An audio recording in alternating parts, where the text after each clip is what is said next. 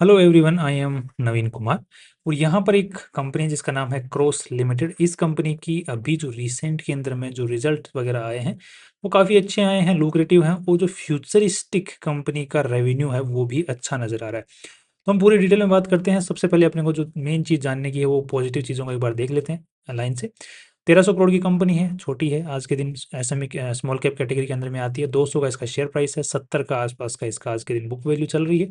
26 का P ratio है जो कि अच्छा है। एंड यहाँ पर जो पीबी रेशियो है वो 3 के आसपास का नज़र आ रहा है।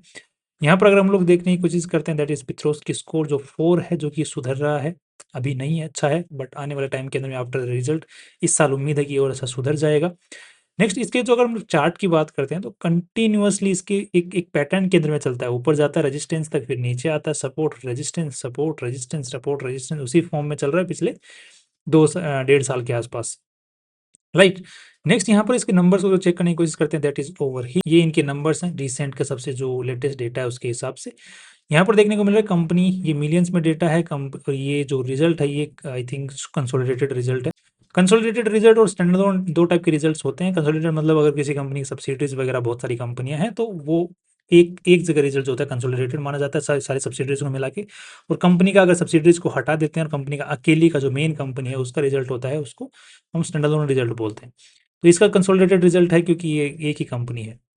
यहाँ पर देखने को मिल रहा है कि इसका जो रेवेन्यू है वो 225-26 करोड़ के आसपास में पहुंच चुका है। पिछले साल इसी टाइम के ऊपर में इसी क्वार्टर के अंदर में 187 करोड़ का रेवेन्यू था, जो कि सिग्निफिकेंट यहाँ पर इंक्रीज उस रेवेन्यू के अंदर में देखने को मिला है। That is nice. नेक्स्ट जो नेट प्रॉफिट्स हैं जो कि अभी 22 करोड़ तक पहुंच गए, पिछले साल इसी लेवल टाइम के अंदर में 17 करोड़ के ऊपर में, तो that is again nice. So significant increase revenue में, सिग्निफिकेंट इंक्रीज नेट प्रॉफिट्स के अंदर देखने को मिल रहा है। नेक्स्ट अगर हम लोग चेक करने की कोशिश करते हैं यहाँ पर, दैट इज इनके जो बैलेंस शीट है, तो बैलेंस शीट में आपको कुछ चीज़ें नजर आएंगी। दैट इज 1 सेकेंड मैं आपको दिखा देता हूँ ओवर हियर। यहाँ पर देखने को मिल रहा है कि कंपनी अभी भी अगर हम लोग कैपिटल एक्सपेंडिचर की बात करें तो 132 करोड़ का पिछले साल था। इस साल 154 करोड़ के आसपास में फिक्स डिपॉजिट जो फिक्स्ड एसेट्स हैं उनका जो है अमाउंट पहुंच गया है। और यहाँ पर अगर हम लोग CWIP में देखते हैं तो कैपिटल वर्क इन प्रोग्रेस अभी भी एक्सपेंशन के ऊपर में कंपनी का काम चल रहा है। दैट मीन्स कंपनी अपने आप को और एक्सपेंड कर रही है और पैसा उड़ेल रही है बिजनेस के अंदर में। That is nice. नेक्स्ट अगर कंपनी हम ट्रेड रिसीवेबल्स को चेक करने की कोशिश करते हैं तो ट्रेड रिसीवेबल्स अंडर मतलब मैनेज्ड सिचुएशन के अंदर में है, कंट्रोलिंग सिचुएशन के अंदर में है, एक्सपेंड नहीं हो रहा है। दैट मीन्स कि कंपनी का जो कैश है उसमें दिक्कत नहीं आ रही है, बिजनेस में कैश अटक नहीं रहा है। That is again nice. Inventory भी सिग्निफिकेंट है, नॉर्मल है, जितना रेवेन्यू बढ़ रहा है उसके हिसाब से इन्वेंट्री भी मैनेज्ड है। कैश जो कैश है वो मैनेज, जैसे हमने बताया कि ट्रेड रिसीवेबल्स में दिक्कत नहीं आ रही है, जिसकी वजह से अगर हम लोग कैश फ्लो की बात करते हैं, ये जो डेटा है अभी अपडेट होगा मार्च 2026 के अनुसार। तो कैश फ्लो को हमने चेक कर दिया है ऑलरेडी, तो यहाँ पर कैश फ्लो इश्यू हिस्सा नहीं है, सुधर रहा है मामला। नेक्स्ट अगर हम लोग शेयर होल्डिंग पैटर्न की बात करते हैं कि स्ट्रॉन्ग हैंड्स क्या कर रहे हैं, यहाँ पर तो देखने को मिल रहा है कि प्रमोटर खुद ही अपना स्टेक उठा रहे हैं, FIIs खुद उठा रहे हैं, DIIs भी उठा रहे हैं, और पब्लिक के हाथ से जो शेयर का होल्डिंग है वो धीरे धीरे कम हो रही है। दैट मीन्स स्ट्रॉन्ग हैंड्स जो है, एक अक्यूमुलेशन फेज के अंदर में ये स्टॉक्स चलता हुआ नजर आ रहा है। इसी रेंज में घूम रहा है पिछले लगभग 1.5 साल से। Resistance support resistance support resistance, और जो स्ट्रॉन्ग हैंड्स हैं वो और बाय कर रहे हैं। That is again positive factor.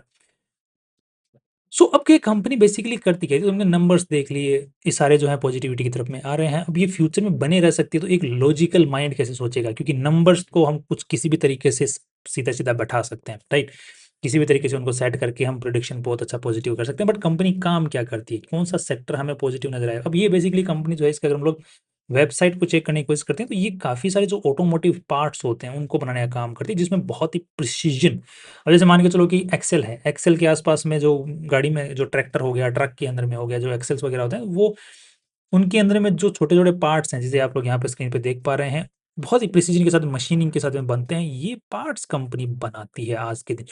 अब यहाँ पे एक सवाल क्वेश्चन और आ सकता है कि आने वाले टाइम के अंदर में, जैसे मान के चलो कि इंजन की जगह बैटरी आ गई, बैटरी की बाद में वहाँ पर एक मोटर लग गई, है ना, इस टाइप का जो कोई नया इंजन आ गया, या फिर जो हाइड्रोलिक इंजन, हाइड्रोजन इंजन आ गए, तो उस सिचुएशन में क्या कंपनी को कोई उस चीज़ का पेन झेलना पड़ेगा? नहीं। ये जो पार्ट्स जो आप देख पा रहे हो, ये चाहे बैटरी आए चाहे कुछ और आए, ये पार्ट्स तो रहने वाले हैं। ये वो जो बैटरी वाली जो टायर्स को घुमाती है या फिर जो क्लचेस को घुमाती है, वो जो पार्ट्स लगते हैं, क्लचेस की बात नहीं कर रहा हूँ, जिससे हैंडल को घुमाते हैं, वहाँ पे जो पार्ट्स लगते हैं वो है मेनली एक्सेल से रिलेटेड है, यानी सपोर्ट से रिलेटेड है, जो कि लोड पड़ता है गाड़ी के ऊपर में उसके। तो वो कंपोनेंट्स बनाती है जिसकी फ्यूचर में भी डिमांड रहने की उम्मीदें हैं, अटकने की उम्मीदें नहीं है। अगर कोई सेक्टर चेंज हो रहा है, इंडस्ट्री चेंज हो रही है, तो उसमें इसको ज़्यादा जो प्रॉब्लम है वो फेस होती हुई नहीं दिखेगी, ऐसा नज़र आ रहा है, राइट। सो लॉजिकली जो बिजनेस है उसके बने रहने की उम्मीदें हैं, नंबर्स अच्छे नज़र आ रहे हैं, कंपनी एक्सपेंशन में चल रही है, स्ट्रॉन्ग हैंड्स कंपनी के स्टॉक को उठा रहे हैं, और अभी भी जो एक जोन के अंदर में कंपनी का जो स्टॉक है वो चल रहा है। सो अब जो ग्रोथ है, ग्रोथ कंपनी के अंदर में काफ़ी अच्छी देखने को मिल रही है, जिसको आप लोग यहाँ पर चेक कर ही सकते हैं, जो कि आपको यहाँ पे लेटेस्ट डेटा के अनुसार देखने को मिल रहा है कि अच्छी ग्रोथ देखने को मिल रही है आफ्टर द एक्सपेंशन। ये जो जितने पॉजिटिव फैक्टर्स हैं, इनके हिसाब से जो प्रिडिक्शन बैठ रहा है कंपनी का जो स्टॉक प्राइस है, उसको एक बार हम लोग थोड़ा प्रिडिक्ट करने की कोशिश कर लेते हैं। तो यहाँ पर जैसे हम लोग नंबर्स वगैरह देख पा रहे हैं, प्रॉफिट एंड लॉस पूरे साल का, तो यहाँ पर देखने को हमको मिल रहा है कि कंपनी अब एक्सपेंशन पे भी ध्यान दे रही है। तो इसी तरीके से जो एक्सपेंशन है वो कंटिन्यू रह सकता है। उसकी वजह से कंपनी को अगर हम लोग यहाँ पे नंबर्स को चेक करने की कोशिश करते हैं, तो लगभग हम लोग मान के चल सकते हैं कि 4 साल में रेवेन्यू डबल हो रहा है। हम लोग अगर मोटा-मोटा मान लेते हैं कि 4 साल में रेवेन्यू डबल हो रहा है, तो हम 5 साल का आगे का प्रेडिक्शन करते हैं, तो यहाँ पर जैसे अभी पहुँच गया है 700 करोड़ के आस-पास तक का, तो लगभग मान के चलते हैं 5 साल बाद में 1600 करोड़ के आस-पास तक रेवेन्यू कंपनी का सालाना पहुँच जाएगा, उम्मीदन। नेक्स्ट यहाँ पे अगर हम देखने मिला कि ऑपरेटिंग प्रॉफिट मार्जिन कंपनी के 13% हम मान के चल लेते हैं कि जो बिजनेस बढ़ेगा उसकी वजह से कंपनी का एक्सपेंस जो है वो थोड़ा-सा मार्जिनली कम रहेगा, तो ऑपरेटिंग मार्जिन भी सुधरेगा because of economies of scale, जिसकी वजह से 15% मान के चलें तो 1600 करोड़ का 1500% जो 15% होता है वो लगभग होता है 240 करोड़, राइट? 240 करोड़ अगर हम लोग कंपनी का ऑपरेटिंग प्रॉफिट मान लेते हैं, उसके बाद में कंपनी के डेप्रिसिएशन और इंटरेस्ट चार्जेस को हम लोग इंक्लूड कर लेते हैं, तो लेट्स से कि 40 करोड़ रुपए वहाँ पर चले जाएँगे। 200 करोड़ रुपए बचते हैं बिफोर टैक्स, वहाँ पर 25% टैक्स अगर एक्सक्लूड कर देते हैं, तो वहाँ पे 150 करोड़ रुपए निकलता है, जो कि नेट प्रॉफिट निकल के आता है।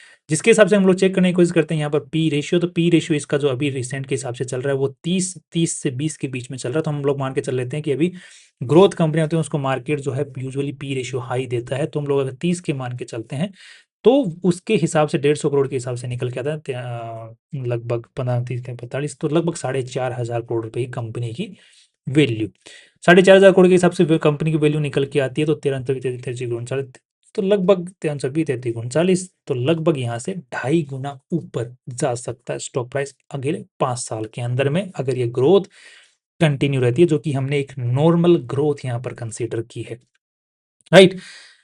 अब कोई भाई मेरे को बोले कि शीट के ऊपर में एक कैलकुलेशन करके दिखाओ, तो मेरे भाई